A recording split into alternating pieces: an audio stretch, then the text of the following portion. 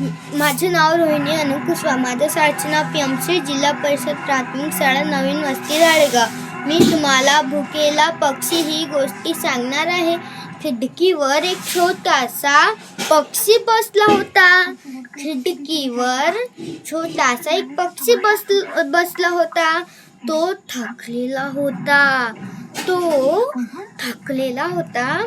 रिया त्याला पाहत होती.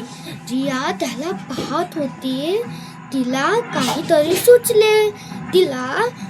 सुचले. मग ती स्वयंपाकघरात गेली आणि घरातून भाजी आणि पाणी आणलं. पोळी आणली आणि पाणी आणलं आणि भाजी पण आणली. थोडीशी तिखट वाटावी थोडी म्हणून तिला मग नाही का बाहेर आली आणि तिला दाणा टाकला जेवताना. मग तो खाऊन उडून गेली. मग ह्या गोष्टीतून बोध मिळते की कोणत्याही भुक्या पक्ष्यांची आणि प्राण्यांची मदत करावे.